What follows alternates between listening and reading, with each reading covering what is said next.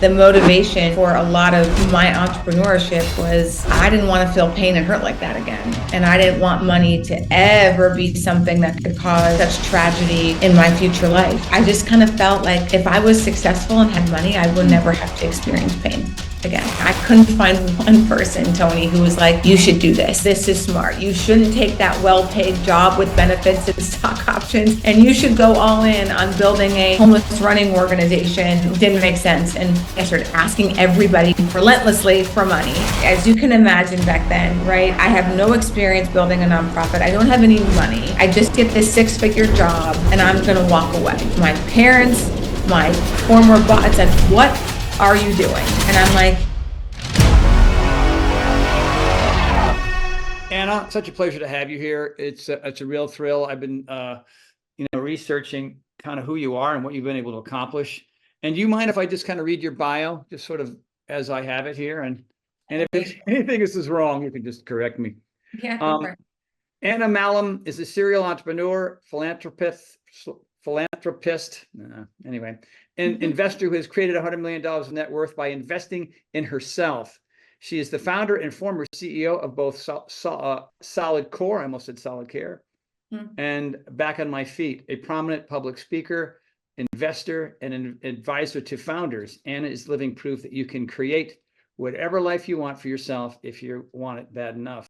She's recently featured on CNBC's Founder Effect, discussing her journey of coming from nothing and building a fitness empire she sold for $84 million just last year. Congrats on that. Holy cow.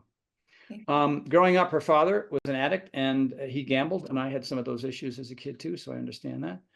And gambled away the family savings. After college, she put herself into credit card debt, chasing dietary and fitness trends. She had no savings when she started Back on My Feet in 2007, a nonprofit running club, and being a CEO, chasing her habits. She says people relied on her, so she lived and she stockpiled money, hoping to avoid starting from scratch again until this little thing called Pilates came along, which was a big game changer for you. Can you tell us a little bit about those early days and what that was like, and where that courage came from? And that tenacity came from, as a kid who had alcoholism in the family and some other physical abuse and whatnot. That for me was a way to get my ass in gear. I'm curious if that was similar for you. Yeah, I think, I never saw my dad drink or do drugs, and I'm very close with my dad today, but you ask him, some of my friends or whoever asked my dad, like, what was your addiction? And he goes, everything. And I'd actually have never heard somebody respond in that way. But when you're an addict, it's very hard to find moderation in any which ways of your life. And my dad now fishes more than any man on the planet, I guarantee it. But growing up, I never really saw that side of my dad. He went through drug and alcohol recovery when I was really young. Never seen my dad take a drink of alcohol or suffer in that regard for most of my childhood. My mom, of course, remembered those years. And when I was 16, we found out my dad had a pretty severe gambling problem. And like most addictions, as Tony, you mentioned, you're familiar, they thrive in the dark. And as soon as it got so bad, my dad owed people money. He didn't have it. He had no choice but to tell my mom. And of course, us, we were old enough at that point, what was going on. And I really felt for my dad. There was just something about my dad is very sweet, and he will give you everything of what he doesn't have. And knowing a little bit of my dad's upbringing, he had 2 alcoholic parents. He had a father who they never knew if he killed himself or accidentally shot himself. His mom died when she was in her 50s, so I didn't really know her, too well. They grew up dirt poor. And it really wasn't shocking to me as I sort of got older to understand why my dad ended up in the situation that he did. But when gambling ripped my family apart, I didn't know my parents had any issues. And the day my dad told us what was going on, my mom asked my dad to leave. And I didn't really get that. Again, no knowledge of any of those things. Being 16, I was really upset. I just wanted to help my dad. I knew he loved me. I knew he loved us. And my mom just couldn't go through that again. She was a school teacher. And she was very diligent and prudent with money. It was like something that, her parents grew up in the Depression. Her dad, frankly, got in a random farm accident. So her mom went back to school, was also the breadwinner. There's all these, underlying childhood things that make us who we are. And I spent those teenage years being very resentful toward my mom for taking my dad away and trying to fix my dad. And that's when I turned to fitness. I mean, I became a runner as a 16-year-old, and I really never looked back. And the motivation for a lot of my entrepreneurship was I didn't want to feel pain and hurt like that again. And I didn't want money to ever be something that could cause such tragedy in my future life. And so I wanted to help people, I wanted to impact, and I wanted to make a lot of money. Wow. So this was all in North Dakota, I'm assuming, back in the day. What years were these? When was this happening? Gosh, this was 96. So I was about to be a sophomore in high school. So my teenage years I was such a brat to my mom. I mean, I look back at, again, I didn't understand much, right? All I knew is my dad wasn't around, and I was a tomboy and an athlete, and my dad and I connected through sport.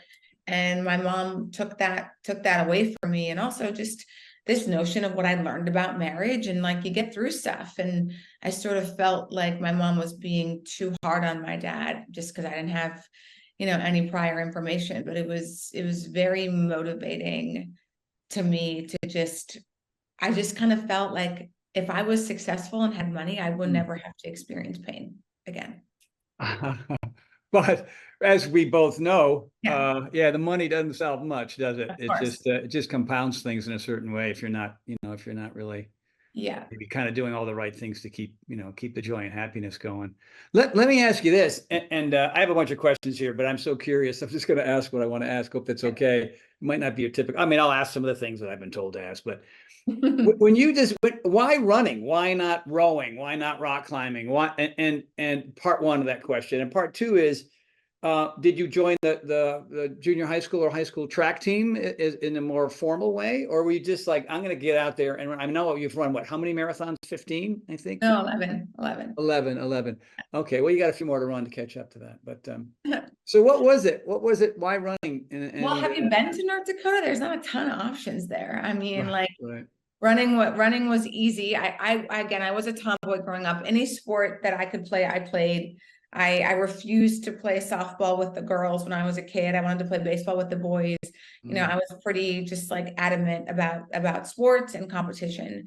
So I had a ton of emotional energy running through me. And once I started running, everything about it made sense that I could apply metaphorically to other areas of my life.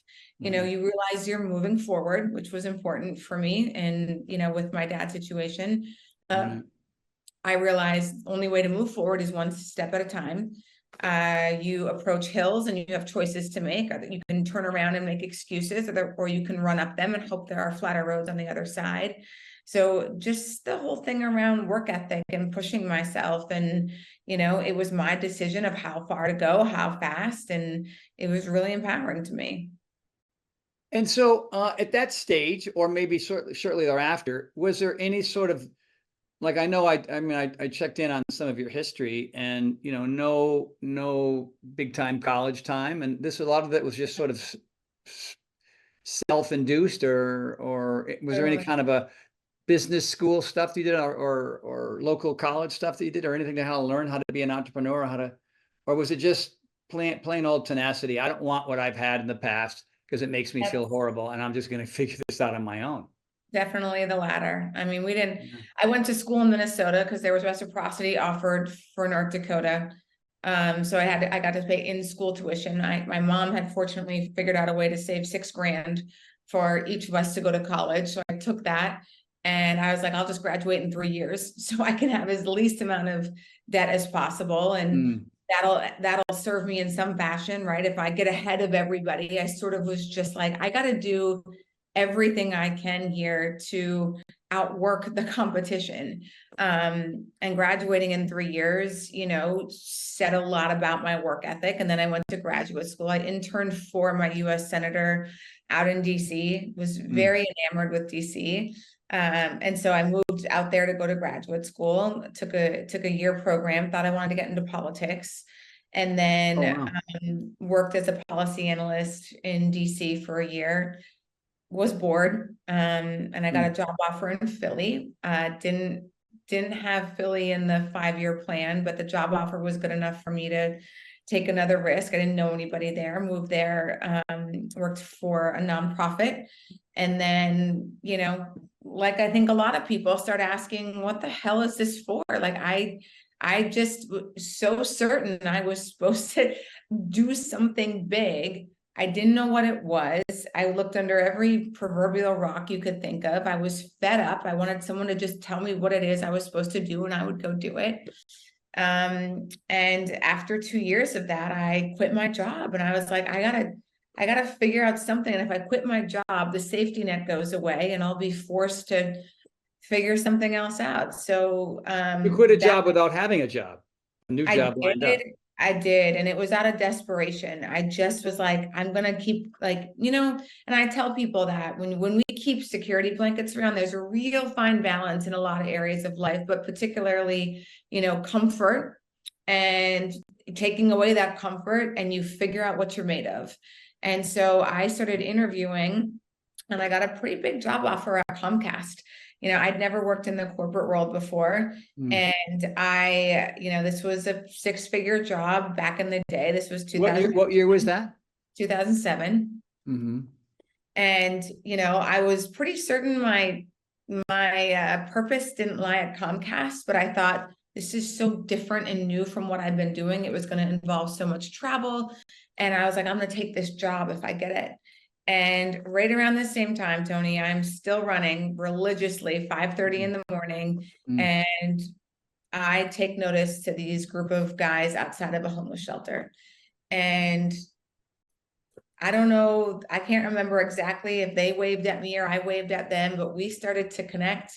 And was this like over time you'd run back by the same group and you'd always kind of create this little relationship of just saying hello? But for 2 years, I never did. I just ran with my headphones in on the other side of the street from the homeless shelter, and I never took notice. And it wasn't until May of 2007 where I kind of paid attention, or again, they waved at me and I waved back. I'm from North Dakota. You know, I will wave at you if you wave at me. That's what you do in North Dakota. Yeah. Yeah, exactly. And so there was just this light bulb moment that I'm like, what am I doing? Why am I just running by these guys?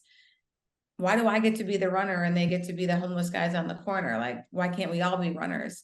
And I had 10 years of data over that point to help me realize running makes you feel like you can fly.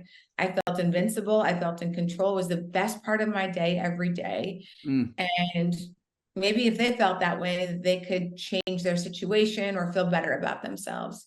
So I'm not kidding when it was just like, I'm going to start a homeless running club for these guys. It took a lot of convincing with the shelter. The director of the shelter was adamant that like these guys aren't going to want to run and they have bigger problems, and you know, this was just going to be nothing they were interested in. And I begged him to ask the residents of that shelter. And I said, I'll take care of everything. I will get shoes, clothes. I live right by this place. I will run 3 days a week with these guys. Like, you don't have to do any more work. I'm just trying to help out. And fortunately, he responded to my badgering, asked the guys. How much time went by before start of badgering to your first run? Gosh, three-ish weeks. I mean, it was just like every day following up, and I was being pulled by something. I'm not like a very religious person, but I just knew, like I could see it even then. I'm like, this is so obvious to me. And again, my dad, right? My dad's an addict, and I saw a lot of my dad in these guys, and in some way bigger than myself, it was a way for me to make right of my dad's addictions, and the 10 years of nothing good came from it, me healing myself, taking that pain, helping other people. Like, I'm not kidding when I tell you I needed that. I needed it all to make sense. And so I, go up to the shelter after I get permission. I meet these guys. Did they know you were coming? Like, did they say, hey, there's this woman and she's crazy and she wants you guys to run, so be prepared, she's coming? Or do you just hit them blind? I'm curious about that first conversation. Yeah, And you're how many said like, well, I'm in right out of the box?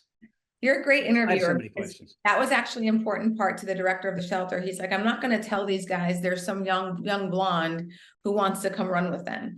He's like, I'm just going to approach it of, there's a running club that wants to get started. And so when I went and meet these guys, they had no idea that, there was an outsider coming in.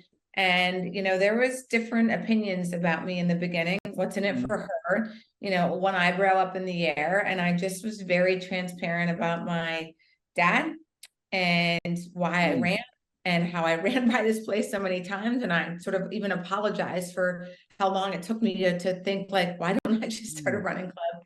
And I had felt like I had found my people after 2 years of searching for purpose.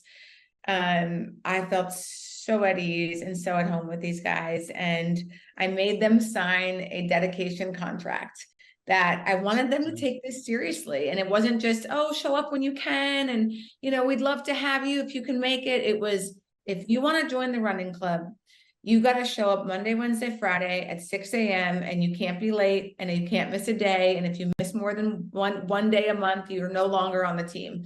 And, it was pretty apparent that no one had looked at these guys in a long time, if ever in their lives, and expected excellence out of them. And I also felt they were just waiting for someone to look at them that way and not look at them as homeless.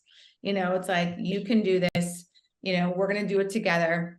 And we all signed that piece of paper. And Tony, I had like really great media contacts in Philly from my nonprofit work.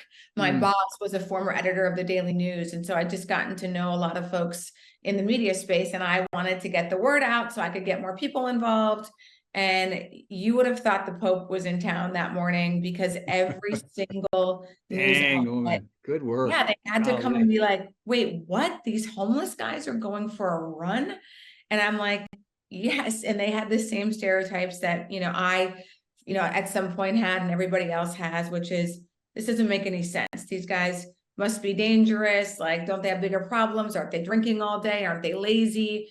All of these negative connotations about people who are homeless. And once they went over and talked to Darren and Mike and Joe and, another Darren, it's like they got to learn that they're human beings. And the answers that they had were like, oh my God, man, I'm 50. It's about time I get in shape. I used to run in the service. I used to run in high school. I want to meet some more people. I thought this might be fun. Answers that anybody would give for trying something like this. And it started to just take off and people started to join us. I was like, I can't go take that Comcast job. I got the job and I'm like, I can't take it. This is what I'm supposed to do with my life. And I put all as you can imagine back then, right? I have no experience building a nonprofit. I don't have any money. I just get this 6-figure job and I'm going to walk away. And my parents, my former boss, it's like, what are you doing? And I'm like, I'm going to build this into a nonprofit that's not just going to be about running. I'm going to use running as a vehicle to help these guys see themselves differently. And then I'm going to help them get jobs. And then I'm going to help them get housing. And most people couldn't connect the dots. But Tony, you in the fitness world know that if people don't feel good about themselves, no change is even possible. Like, there was no other obvious place for me to start than with these guys' emotional, mental, and physical health, and to help them see themselves differently, to help them see they could actually be different and have a different life. Like, it was like, this makes too much sense. I have to do this. So that first day, when you keep saying guys, was it all men or were there women too? It was this. So also learned homeless shelters, it's all men in the homeless shelters or it's women and children. They never mix them together. Oh, I see. Yeah, well, that kind of makes sense, I guess. Yeah. And so how many guys the first day on that run? 9. Did you just say none? None.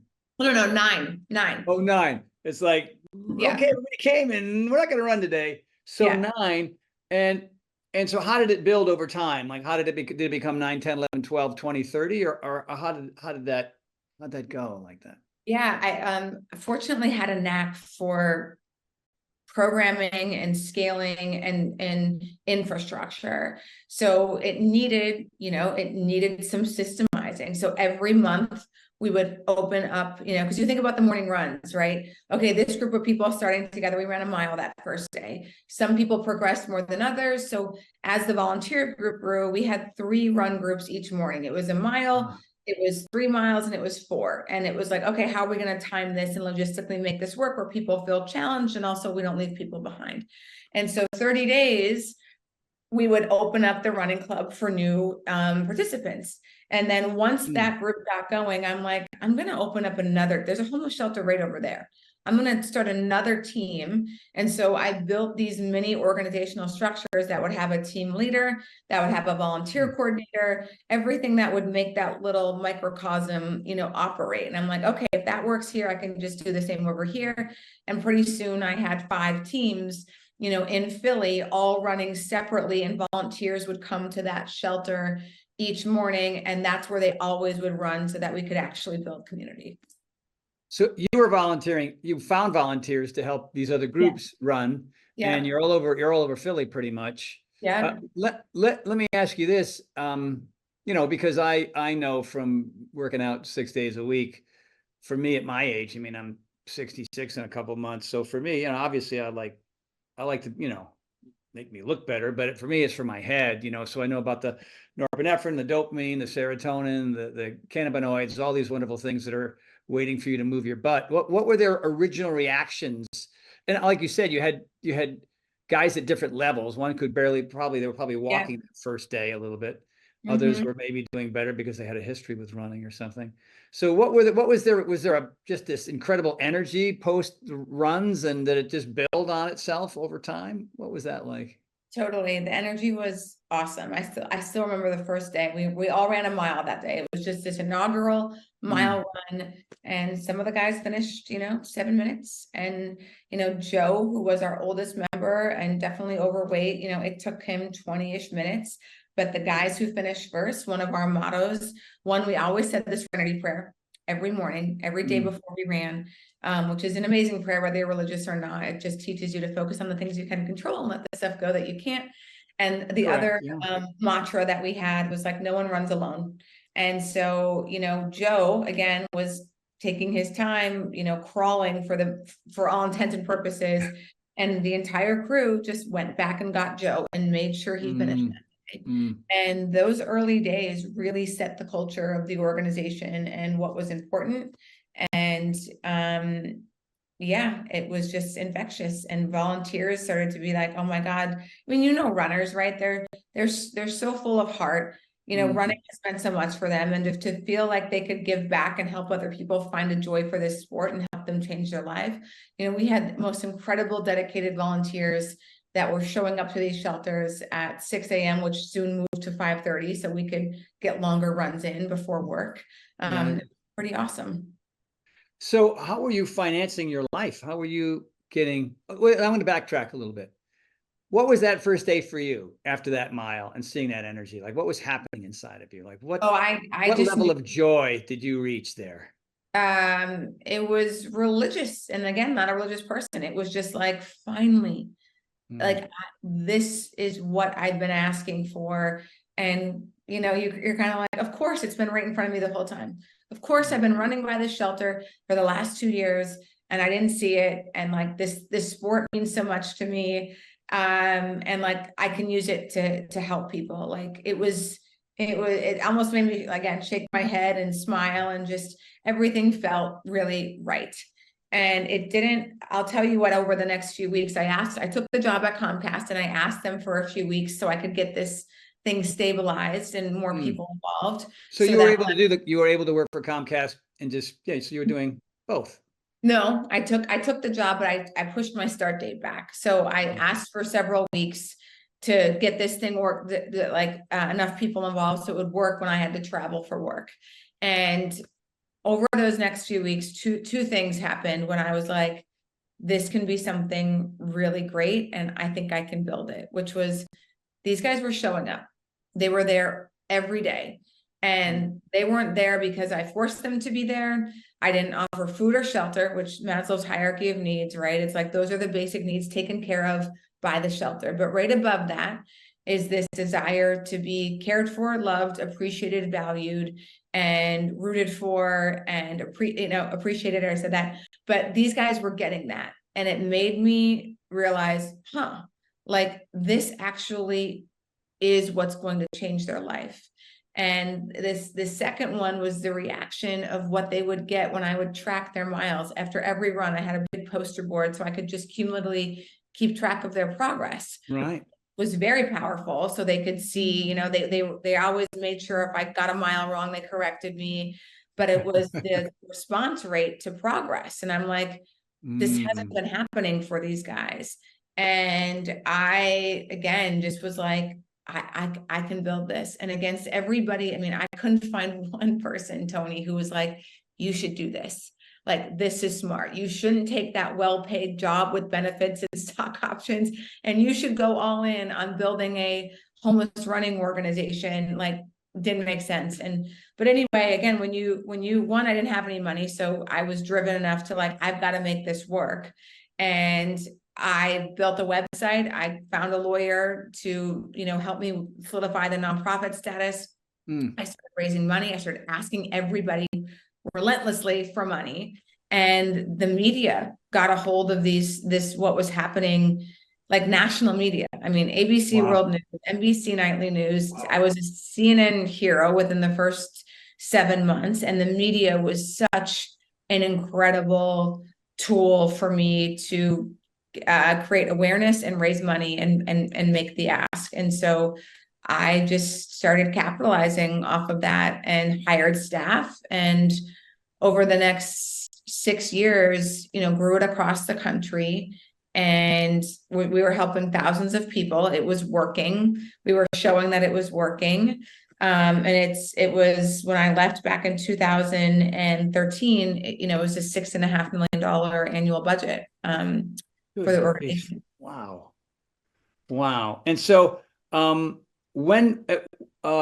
so here's some other silly questions. I'm getting in the weeds, and I apologize because I'm planting seeds for some of the people who are listening. How much with the city did you have to coordinate? Like, if you had a bunch of people running, how did you create those routes? I mean, how did you, without like interrupting traffic, or were you running around in a park, or how did you find your especially when you're running, 3 miles from 4 miles all over the city? Like, how did you coordinate that without getting people hit by a car and stuff like that? Yeah, you're so interesting to me because I've done a lot of interviews and no one asks these logistics questions. Sorry, should I get into something? But no, it's good. But like, no, I mean, listen, we're running at 5:30 or 6 in the morning, so there wasn't that much. A lot of people around, right? Yeah, so just like you see, in New York or Philly, like we would stop at stoplights if there were cars. We would run in Philly over the Franklin Bridge to Jersey. That was like a bridge one we would do every Friday. Okay. We would go out to the Parkway on the longer runs and run around the Schuylkill, 8.5 mile loop. We would do long runs on the weekend. I mean, the guys were training for half marathons and marathons at some point.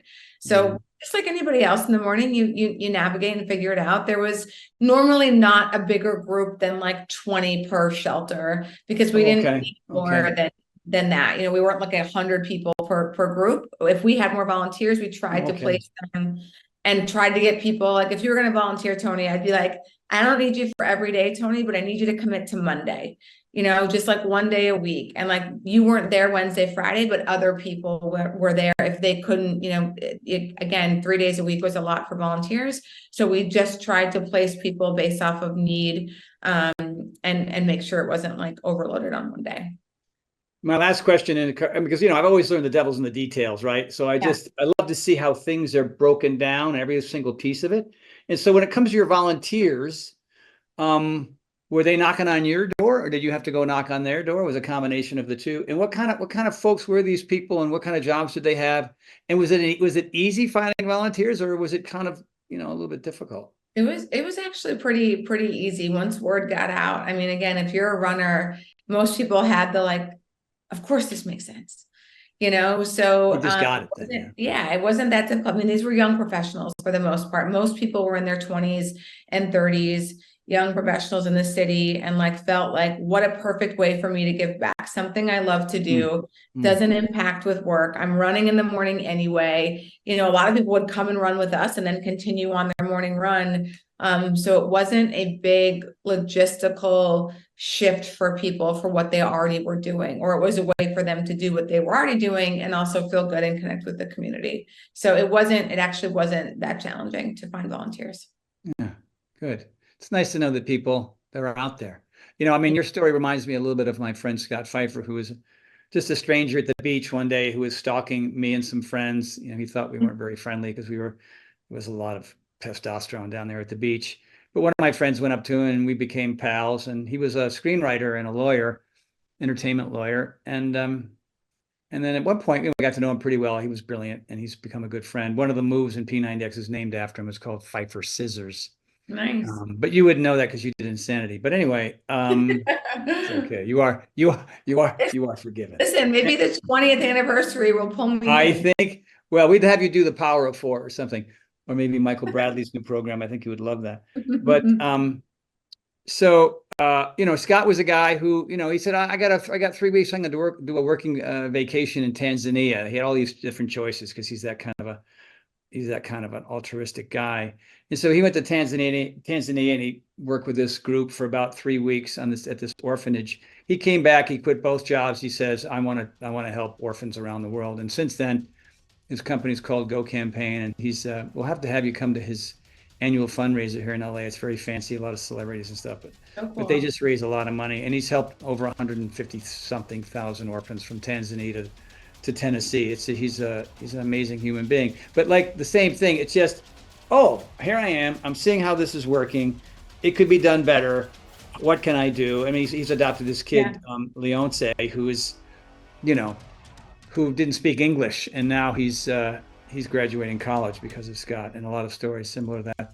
You know, he went to Taiwan and he speaks fluent Mandarin. Like think about that. Like a kid who's living in the street begging for food, and now he's in speaking Mandarin, and the life that he's changed. It's an amazing thing. I mean, you know, with P90X, I only meet people briefly for a few minutes here and there at the airport or the grocery store, or whatever. But you hear these amazing stories where you go, oh wow, that thing that I created for me was just a job at the time. 11 million copies later. I mean, a lot of them are right here listening in and also on the app. Well, hello, it's Tony Horton. How are you? You know, I'm glad that you've really enjoyed this interview. I can tell because you're watching it, because I can see you. Anyway, since you're here, I know you're really going to fall madly in love with this next one. I mean, I'm talking about knowledge consumed by you. All you got to do is go right over there.